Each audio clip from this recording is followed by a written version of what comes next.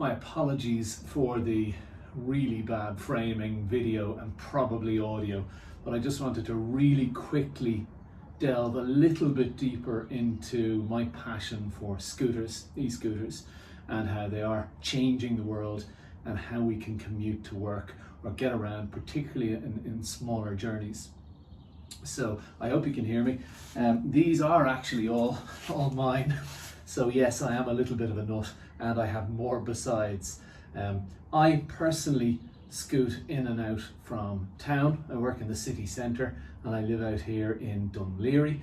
So that's about a 12 kilometre in, 12 kilometres home. I charge it at both ends. I have two chargers, and the route is pretty standard. I have cycle lanes most of the way, and this is my preference. This is the E2 GT. This is the very top end of scooters. It is capable of taking quite a bit of weight. I'm about 85 kilos, but I have had kids on it with me and stuff as well. It does seem to be engineered towards even 100 and 110 kilos as standard. It's extremely well put together, very quick and easy to fold. In this case, the handles fold down as well, and it's extremely quick to fold down.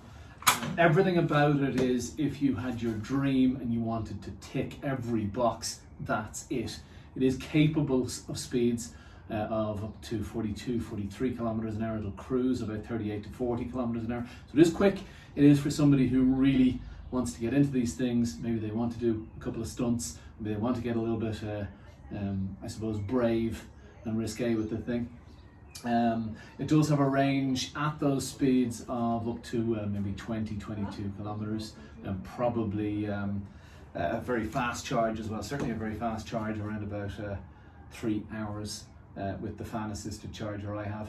It is also expensive. It's €1,299 from a company called eMovement Ireland, but it saved me so much money that €1,299 pales into insignificance when compared to what I'm saving even on public transport. I have a solar panel, in fact, that charges this up so that I can become, entirely carbon neutral in its use. This one is the Mi S1.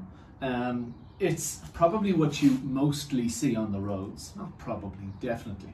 It's fairly prolific. Why? Well, it's Xiaomi is the company behind it, and they've got their fingers everywhere. But also because it's probably the most utilitarian and simply engineered scooter, and as a result it's one of the toughest. This has pneumatic tires, so air-filled tires. It'll do the road legal 25 kilometers an hour. That's the bill that's going through the Shannon at the moment. It has a proper hand brake, so people are familiar with that from normal cycling. And of course that allows you to stop very quickly. It's got a vented disc on the back, so they're pretty decent brakes. The torque, it's not fantastic when you're used to the GT. I think for most entry-level scooter users, this type of thing is a fairly handy way to go. It's not expensive. They're about, I think, €479, €499 typically around the place. So inexpensive compared to the GT. Folds down quite neatly. It hinges from here. There are no regen brakes on that, whereas on the GT it's very clever. The very latest one actually does come with a handbrake as well, but this is the 2017 model and it uses purely regen. You can use that regen brake. When you get used to it, I actually prefer it because you can set it to a very strong level of regen braking. The Mi S1, good value, well engineered, not terribly fast, as I say, 25 kilometers an hour. Torque isn't amazing on it. But because of the air tires, it's quite a comfortable ride. There's no actual suspension, but the air-filled tires do the trick. One downside, air-filled tires can burst and do, and it's not an easy job. Much easier to fix a puncture on a regular bicycle. Finally, this is the Joyer A3. This is from a company called eRevolution. They have a shop in Dunleary now, and I have to say they've been at it a long time. They've been working on mobility vehicles for I think 20 odd years, so they've got the backbone of support and knowledge and expertise there. That's really important with these things. You got to make sure wherever you're buying it, if you buy online from another country, you buy on Amazon, whatever, I've done it, trust me, I've been there. It hasn't been nice when things go wrong. We repair things, so I'm predisposed to being able to figure out what's wrong. However, when a part is broken and you can't get your hands on it, it's terribly frustrating and it can be very expensive, of course. This one's supported by the guys and girls at eRevolution. Very similar in terms of performance to the S1. Price-wise, I think this one is in fact $499 if I'm not mistaken, but it's on the website backfromthefuture.ie, and it's of course on eRevolution. I think it is .ie. Easy to find. Again, folds from this point here. In this case, the tires actually have a honeycomb effect. That's how they get the bit of suspension out of it. But this one actually does have proper kind of oil-filled bar suspension on the front, so it handles the bumpier roads quite well. The takeoff and stopping power on this, I was actually very impressed with. This uses regen brakes. Again, you can vary that. Comes in, I think, 5 different colors. What I like about all these, lighting front and back, it's standard. You can't not have a light on your scooter. I do not understand why people get out on the road, particularly in the evenings, without as much lighting and bright clothing as possible. You really need to be seen. This one, in terms of speed, again, 25 kilometers an hour. Range of, I'm getting about 25 to 35 kilometers.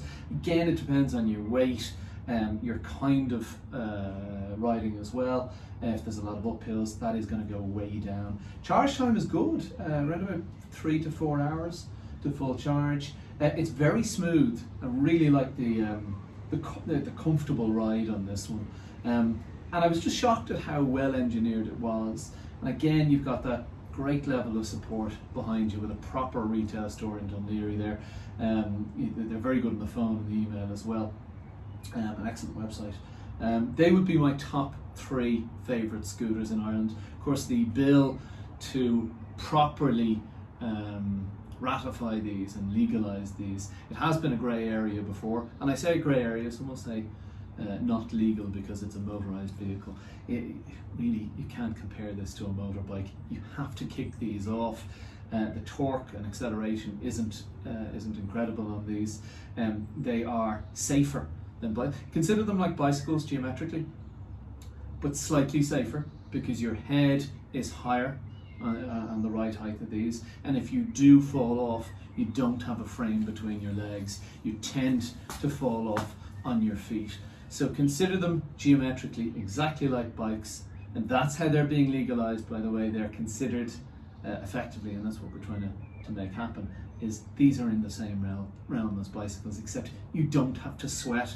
You don't have to smell at the other end when you get to work. You don't have to shower at the other end when you get to work.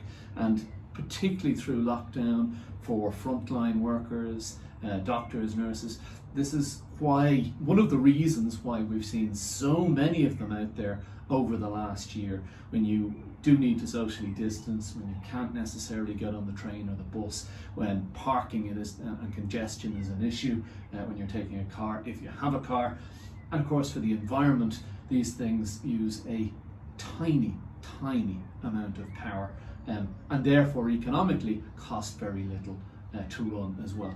As I say, I had no problem spending, I'm frugal enough as it happens, but the €1,300 I spent in this, if you robbed it on me now, I'd go out and somehow buy another one tomorrow. They are well worth it. But as I say, if you're going on a shorter distance, I'd say if you are going, remember, this will take you 12 kilometers as it does me. These ones, they call them last mile solutions. So you can fold this up, hop on the dart, hop on the bus, hop on the train.